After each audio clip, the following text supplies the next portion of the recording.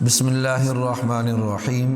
خلاصۃ القرآن کی آج کی مجلس کی ابتدا سورۃ الرعد سے ہوتی ہے۔ یہ ترتیب کے اعتبار سے 13ویں سورہ مبارکہ ہے اور نزول کے اعتبار سے 96 نمبر کی سورہ مبارکہ ہے۔ مکی صورت ہے، 43 آیات اور 6 رکوعوں پر مشتمل ہے۔ آیت نمبر 13 میں رعد کا ذکر آیا ہے، کڑکنے والی بجلی۔ اسی مناسبت سے اس سورت کا نام سورہ رعد رکھا گیا ہے۔ اس سورت میں تینوں بنیادی عقائد توحید، رسالت اور بعث بعد الموت سے بحث کی گئی ہے۔ اس سورت کی پہلی آیت میں قرآن کریم کی حقانیت کا ذکر ہے۔ یہ نقطہ قابل غور ہے کہ جن صورتوں کا آغاز حروف مقطعات سے ہوتا ہے ان کی ابتدا میں عام طور پر قرآن کریم کا ذکر ہوتا ہے، جس سے اس قول کو تقویت حاصل ہوتی ہے جس کے مطابق حروف مقطعات ان مخالفین کو چیلنج کرنے کے لیے لائے جاتے ہیں جو قرآن مجید کو معاذ اللہ انسانی کاوش قرار دیتے ہیں۔ اس صورت میں اس کے علاوہ جو اہم مضامین ہیں وہ ذکر کیے جا رہے ہیں۔ نمبر 1، وحدانیت کے دلائل۔ سورت کی ابتدا میں اللہ پاک کے وجود اور اس کی وحدانیت کے دلائل بیان کیے گئے ہیں۔ آسمانوں اور زمین، سورج اور چاند، رات اور دن، پہاڑوں اور نہروں، غلجات اور مختلف رنگوں، ذائقوں اور خوشبوؤں والے پھلوں کو پیدا کرنے والا وہی اللہ ہے۔ موت اور زندگی، نفع اور نقصان اس اکیلے کے ہاتھ میں ہے۔ دوسرا، بعث بعد الموت، قیامت کے دن بعث و جزا کو ثابت کیا گیا ہے۔ یہ ایک ایسا مسئلہ تھا جو مشرکین کی سمجھ میں نہیں آتا تھا۔ وہ اللہ پاک کے وجود کا اقرار بھی کرتے تھے، اسے ارض و سما کا خالق بھی تسلیم کرتے تھے، لیکن مرنے کے بعد دوبارہ زندہ ہونے کا انکار کرتے تھے۔ ان کی سمجھ میں یہ بات نہیں آتی تھی کہ ہڈیوں کے بوسیدہ اور گوشت پوست کے مٹی میں رل جانے کے بعد انسان دوبارہ کیسے زندہ ہو جائے گا۔ اللہ پاک فرماتے ہیں کہ مشرکوں کو تو اس پر تعجب ہوتا ہے کہ مردہ ہڈیوں میں زندگی کیسے ڈالی جائے گی، جبکہ در حقیقت باعث تعجب بعث بعد الموت نہیں بلکہ بعث بعد الموت کا انتظار باعث تعجب ہے۔ اللہ تعالیٰ نے ایسے فرشتے مقرر کر رکھے ہیں جو اللہ پاک کے حکم سے انسان کی حفاظت کرتے ہیں۔ ایک اصولی بات یہ ارشاد فرمائی گئی ہے کہ کسی قوم کے ساتھ اللہ پاک کا جو خصوصی معاملہ ہوتا ہے وہ اپنے معاملے کو اس وقت تک نہیں بدلتا جب تک کہ اس قوم کے حالات نہیں بدل جاتے۔ جب وہ قوم خود ہی اپنے آپ کو نعمت کی بجائے مصیبت اور کشائش کی بجائے تنگی کا مستحق بنا لیتی ہے تو پھر اللہ جل جلالہ بھی اپنا معاملہ بدل دیتے ہیں۔ آج اگر امت مسلمہ اپنے لیے عزت چاہتی ہے تو اسے ذلت والے اسباب ترک کر کے عزت والے اسباب اور وسائل اختیار کرنے ہوں گے۔ محض عزت کی آرزو سے عزت کا حصول ناممکن ہے۔ باطل اور اہل باطل کو اس سیلابی جھاگ سے تشبیہ دی گئی ہے جو بظاہر ہر چیز پر چھائی ہوتی ہے لیکن بالآخر سوکھ کر زائل ہو جاتی ہے۔ حق اور اہل حق کو اس سونے اور چاندی کے ساتھ تشبیہ دی گئی ہے جو زمین پر ٹھہرا رہتا ہے، پھر آگ میں تپ کر بالکل خالص ہو جاتا ہے اور میل کچیل اس سے الگ ہو جاتا ہے۔ دنیا بھر میں باطل کی مادی جھاگ جو اٹھی ہوئی دکھائی دیتی ہے، یہ جھاگ خود بخود بیٹھ جائے گی، لیکن شرط یہ ہے کہ اس کے مقابلے میں حق کے سچے پرستار کھڑے ہو جائیں۔ لیکن جو صورت نظر آ رہی ہے وہ تو یہ ہے کہ حق کے نام لیواؤں نے اہل باطل کے اور اہل باطل نے اہل حق کے بعض طور طریقے اپنا رکھے ہیں۔ اہل تقویٰ اور حقیقی عقل مندوں کی 8 صفات سورہ رعد میں بیان کی گئی ہیں۔ نمبر 1، وہ اللہ پاک کے وعدے کو پورا کرتے ہیں اور عہد شکنی کے مرتکب نہیں ہوتے۔ نمبر 2، جن رشتوں کو اللہ پاک نے جوڑنے کا حکم دیا ہے انہیں جوڑے رکھتے ہیں۔ نمبر 3، اپنے رب سے ڈرتے ہیں۔ نمبر 4، حساب سے خوف رکھتے ہیں۔ نمبر 5، اللہ پاک کی رضا کے لیے صبر کرتے ہیں۔ نمبر 6، نماز قائم کرتے ہیں۔ نمبر 7، اللہ پاک کے دیے ہوئے مال میں سے خفیہ اور اعلانیہ خرچ کرتے ہیں۔ اور نمبر 8، برائی کا جواب بھلائی اور اچھائی سے دیتے ہیں۔ ان کے مقابلے میں اشقیاء کی 3 نمایاں علامات ہیں جی۔ پہلی یہ کہ وہ اللہ تعالیٰ کے عہد کو توڑتے ہیں، دوسری یہ کہ اللہ پاک نے جن رشتوں کو باقی رکھنے کا حکم دیا ہے وہ انہیں ختم کرتے ہیں، تیسری یہ کہ وہ زمین میں فساد کرتے ہیں۔ اس کے علاوہ سورہ رعد میں اس بات کو بھی ذکر کیا گیا کہ انبیاء بھی دوسرے انسانوں کی طرح انسان ہی ہوتے ہیں، ان کے بیوی بچے بھی ہوتے ہیں۔ جہاں تک ان کے معجزات کا تعلق ہے تو یہ ان کا ذاتی کمال نہیں ہوتا، بلکہ یہ اللہ پاک کے حکم سے صادر ہوتے ہیں۔ وہ لوگ مقام نبوت سے ناواقف ہیں جو بشر ہونے کی وجہ سے ان کی نبوت کا انکار کرتے ہیں۔ سورۃ رعد کے اختتام پر اللہ پاک نے اپنے نبی کی نبوت اور رسالت کی خود شہادت دی ہے۔ اسی طرح وہ اہل کتاب بھی آپ کی نبوت کے گواہ ہیں جو تعصب سے پاک ہیں۔ اس کے بعد سورہ ابراہیم شروع ہوتی ہے، نزول کے اعتبار سے 72ویں اور ترتیب کے اعتبار سے 14ویں سورہ مبارکہ ہے۔ مکی سورہ مبارکہ ہے، 52 آیات اور 7 رکوعوں پر مشتمل ہے۔ آیت نمبر 35 تا 41 میں اس سورہ مبارکہ میں حضرت ابراہیم علیہ السلام کا قصہ بیان کیا گیا ہے۔ اسی مناسبت سے اس سورت کو سورہ ابراہیم کہا جاتا ہے۔ اس سورت کی ابتدا بھی حروف مقطعات سے ہوئی ہے اور حروف مقطعات والی دوسری صورتوں کی طرح اس سورت کے آغاز میں بھی قرآن کریم کا ذکر ہے، اور اس کی پہلی آیت میں نزول قرآن کی حکمت اور مقصد بیان کیا گیا ہے۔ ارشاد خداوندی ہے، یہ وہ کتاب ہے جسے ہم نے آپ کی طرف نازل کیا ہے تاکہ آپ لوگوں کو اندھیروں سے روشنی کی طرف نکالیں اپنے رب کے حکم سے، یعنی غالب اور قابل تعریف ذات کے راستے کی طرف۔ تینوں بنیادی عقائد، توحید، رسالت اور بعث بعد الموت، اس میں بھی ذکر کیا گیا ہے۔ جی، کافروں کی مذمت اور ان کے لیے جہنم کی وعید کا تذکرہ ہے، جبکہ مومنوں کے لیے جنت کے وعدے ہیں، اور حضرت خاتم النبیین صلی اللہ علیہ وسلم کو تسلی دینے کے لیے بتایا گیا ہے کہ سابقہ انبیاء کے ساتھ بھی ان کی قوموں نے اعراض اور انکار اور عداوت و مخالفت کا یہی رویہ اختیار کیا تھا جو آپ کی قوم اختیار کیے ہوئے ہے۔ اسی سلسلہ میں اللہ پاک نے وہ گفتگو ذکر کی ہے جو بعض انبیاء اور انہیں جھٹلانے والوں کے درمیان ہوئی۔ ان مکذبین نے انبیاء کی دعوت کے جواب میں 4 شبہات پیش کیے جو کہ مشرکین کے ان الفاظ سے ظاہر ہے۔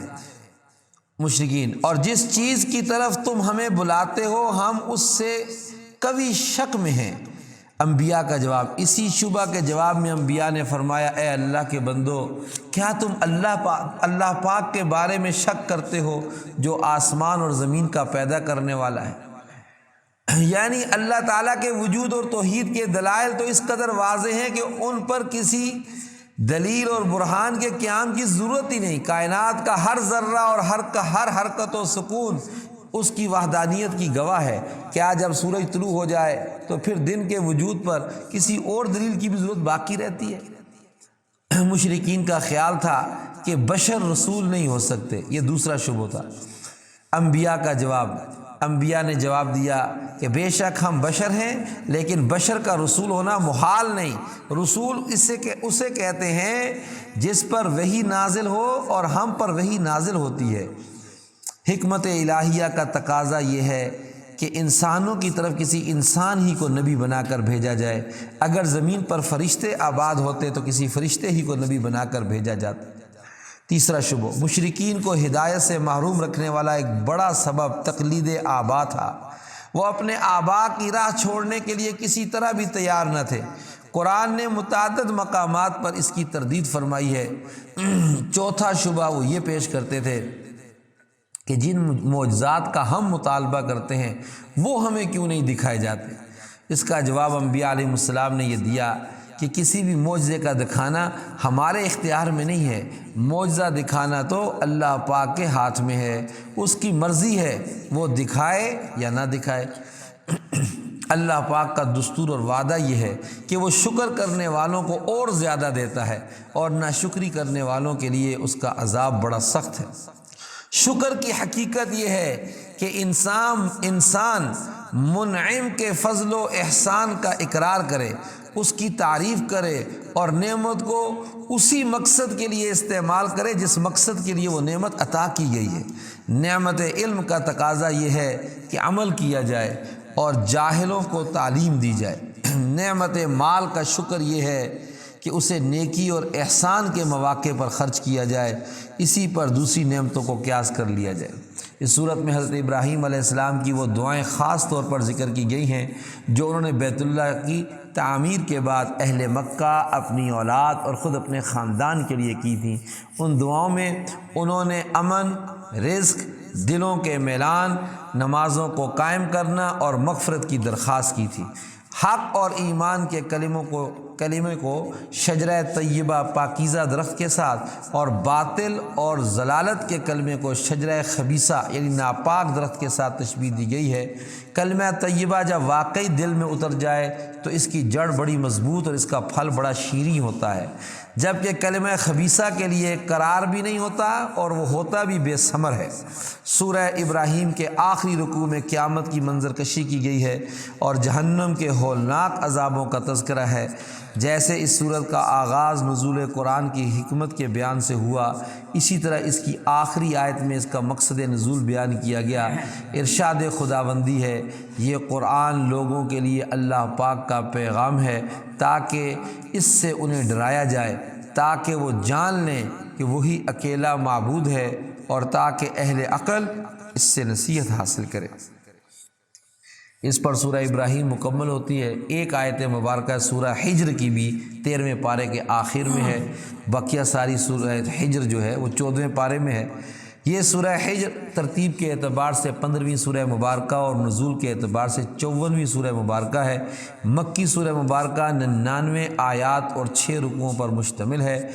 اصل میں اس سورہ مبارکہ میں وادی حجر یعنی قوم سمود کا تذکرہ ہے، اس لیے اس کا نام سورہ حجر رکھا گیا ہے۔ یہ وادی حجر مدینہ اور شام کے درمیان واقع ہے۔ اس سورت کی صرف پہلی آیت 13ویں پارے میں ہے، باقی پوری سورت 14ویں پارے میں۔ اس سورت کا آغاز بھی حروف مقطعات سے ہوتا ہے اور اس کی پہلی آیت میں قرآن کریم کی تعریف اور توصیف ہے۔ اس سورت میں بھی اسلام کے بنیادی عقائد کا اثبات ہے۔ اس کے علاوہ قیامت کے دن کفار جب عذاب کی شدت اور ہولناکی کا مشاہدہ کریں گے تو وہ آرزو کریں گے کہ اے کاش ہم مسلمان ہوتے، لیکن ظاہر ہے اس دن کا ایمان اور ایمان کی تمنا کسی کام نہیں آئے گی، جبکہ آج ان کا حال یہ ہے کہ جب اللہ پاک کا رسول انہیں ایمان لانے کی دعوت دیتا ہے تو وہ اسے مجنون اور دیوانہ کہتے ہیں، اور وہ ایمانی دعوت کے مقابلے میں انکار اور استہزاء کا وہی رویہ اختیار رکھے ہوئے ہیں جو گزشتہ نافرمان قوموں نے اختیار کیا تھا۔ قرآن کریم کی ایک نمایاں خصوصیت یہ ہے کہ خود باری تعالیٰ نے اس کی حفاظت کا ذمہ لے رکھا ہے، جبکہ دوسری آسمانی کتابوں کی حفاظت کی ذمہ داری ان کے حاملین کو سونپی گئی تھی۔ یہی وجہ ہے کہ دوسری آسمانی کتابیں انسانی دستبرد سے محفوظ نہ رہ سکیں، جبکہ کئی صدیاں گزرنے کے باوجود ہر طرح کے تغیر و تبدل اور کمی بیشی سے پاک اور محفوظ یہ قرآن چلا آ رہا ہے۔ قرآن کریم کے معجزہ ہونے کے پہلوؤں میں سے ایک اہم پہلو اس کا محفوظ ہونا بھی ہے۔ اسے محفوظ رکھنے کے لیے اللہ پاک نے اس کو حفظ کرنا آسان فرما دیا ہے۔ دنیا کا کوئی خطہ ایسا نہیں جہاں قرآن کے حافظ نہ پائے جاتے ہوں۔ چھوٹے چھوٹے معصوم بچے جو اپنی مادری زبان میں چند صفحے کا رسالہ یاد نہیں کر سکتے، وہ اتنی بڑی کتاب اپنے سینے میں محفوظ کر لیتے ہیں۔ اس سورت کی متعدد آیات میں اللہ پاک کی قدرت اور وحدانیت کے دلائل ذکر کیے گئے ہیں جو چیخ چیخ کر اپنے خالق کے وجود اور اس کی عظمت کی گواہی دے رہے ہیں۔ یہ دلائل آسمانوں، زمینوں، چاند، ستاروں، پہاڑوں اور میدانوں اور سمندروں اور صحراؤں، نہروں، درختوں اور پرندوں کی صورت میں ہر جگہ پھیلے ہوئے ہیں۔ کہیں فرمایا گیا ہے ہم ہی نے آسمان میں برج بنائے اور دیکھنے والوں کے لیے اس کو سجا دیا۔ 2 آیتوں کے بعد ارشاد خداوندی اور زمین کو بھی ہم ہی نے پھیلا دیا اور اس پر پہاڑ رکھ دیے اور اس میں ہر مناسب چیز اگائی ہے۔ کہیں فرمایا ہم ہی پانی سے بھری ہوئی ہوائیں چلاتے ہیں اور ہم ہی آسمان سے بارش برساتے ہیں اور ہم ہی تم کو اس کا پانی پلاتے ہیں اور تم اس کا خزانہ نہیں رکھتے۔ یہ ہوائیں ہزاروں ٹن پانی اپنے کندھوں پر اٹھائے پھرتی ہیں، پھر جہاں اللہ پاک کا حکم ہوتا ہے اسے برسا دیتی ہیں۔ یہ ہوائیں ہی ہیں جو درختوں کو بار آور کرتی ہیں۔ یہ وہی کام سر انجام دیتی ہیں جو نر حیوان مادہ کے لیے سر انجام دیتے ہیں۔ ان ہواؤں میں نر اور مادہ کے اعضاء اور اثرات ہوتے ہیں جو کہ وہ ایک درخت سے دوسرے درخت کی طرف منتقل کرتی چلی جاتی ہیں۔ توحید اور قدرت کے تکوینی دلائل ذکر کرنے کے بعد انسان کی تخلیق کی ابتدا کا قصہ بیان کیا گیا ہے، جو کہ اس دنیا کے پہلے انسان ابو البشر حضرت آدم علیہ السلام کی پیدائش کی صورت میں سامنے آیا۔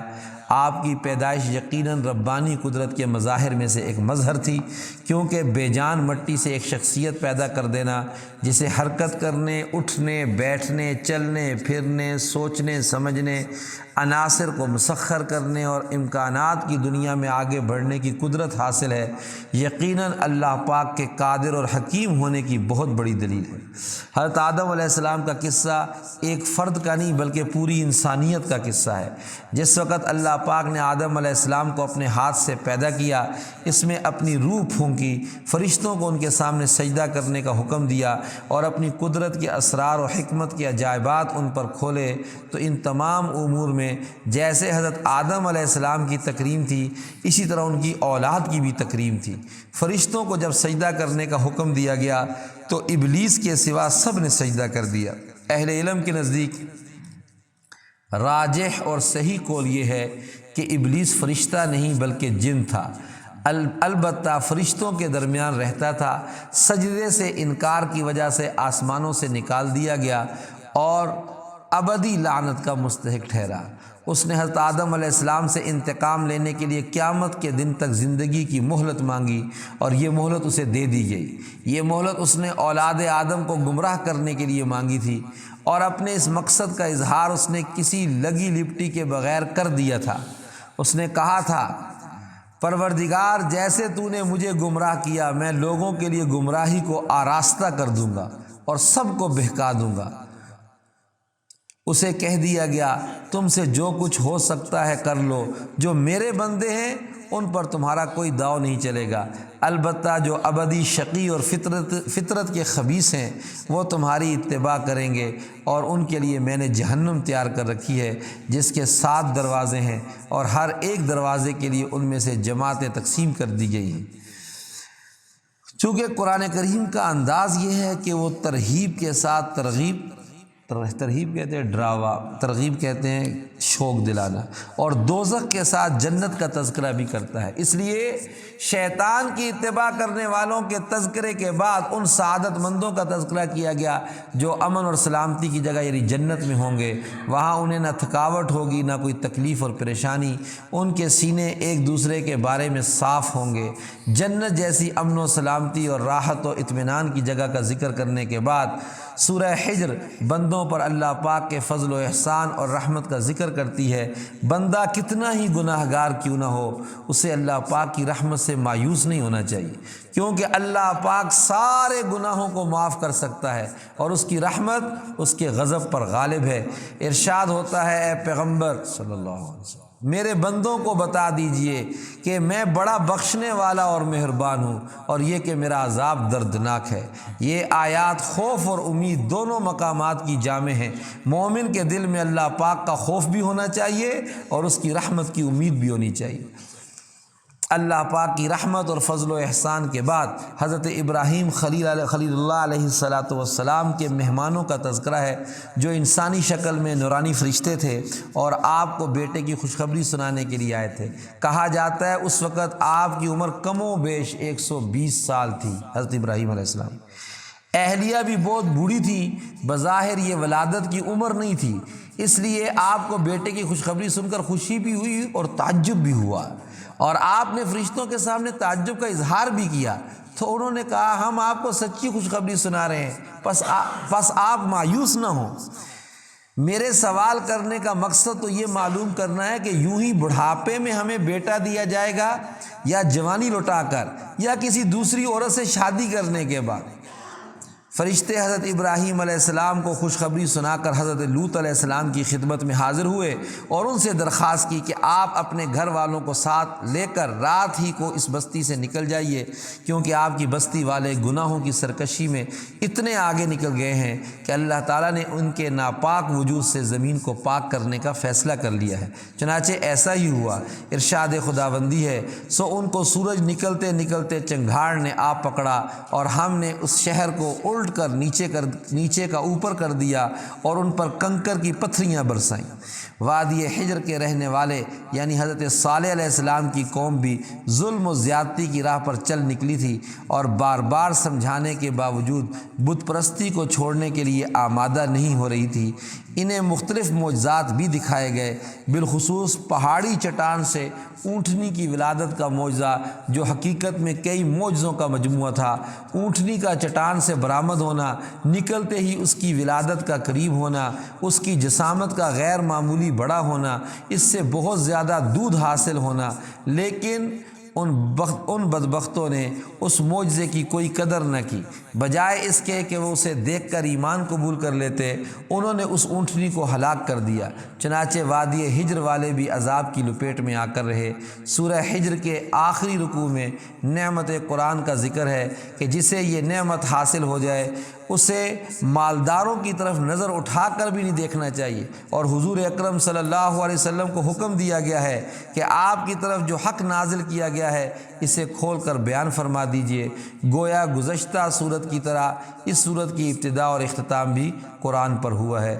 اس کے بعد سورہ نحل ہے، نزول کے اعتبار سے 70ویں سورہ ہے اور ترتیب کے اعتبار سے 16ویں سورہ مبارکہ ہے۔ یہ بھی مکی سورہ مبارکہ ہے، 128 آیات اور 16 رکوعوں پر مشتمل ہے۔ نحل شہد کی مکھی کو کہا جاتا ہے، چونکہ اس صورت میں شہد کی مکھی کا ذکر آیا ہے اس لیے اس صورت کا نام سورہ نحل رکھا گیا ہے۔ شہد کی مکھی بھی عام مکھیوں جیسی ایک مکھی ہے، لیکن وہ حکم الہی سے ایسے حیرت انگیز کام کرتی ہے جن کے کرنے سے انسانی عقل عاجز ہے۔ خواہ چھتا بنانے کا عمل ہو یا آپس میں مختلف ذمہ داریوں کی تقسیم یا دور دراز واقع درختوں، باغات اور فصلوں سے قطرہ قطرہ شہد کا حصول، ان کا ہر عمل بڑا ہی عجیب ہوتا ہے۔ ان کے بنائے ہوئے چھتے میں 20 سے 30 ہزار تک خانے ہوتے ہیں۔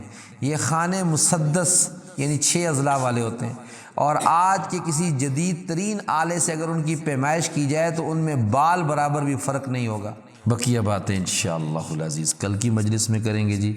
اللہ رب العزت ان سورہ نحل سے انشاءاللہ کل اللہ تعالیٰ جو کچھ کہا سنا ہے آج کی مجلس میں سورہ رعد، سورہ ابراہیم، سورہ حجر، ان 3 صورتوں کے معارف ذکر کیے گئے ہیں۔ اللہ تعالیٰ ان میں بیان کی گئی تعلیمات کو حرز جاں بنانے کی، اس کے موافق اپنی زندگیوں کو ڈھالنے کی توفیق عطا فرمائے۔ وآخر دعوانا الحمدللہ رب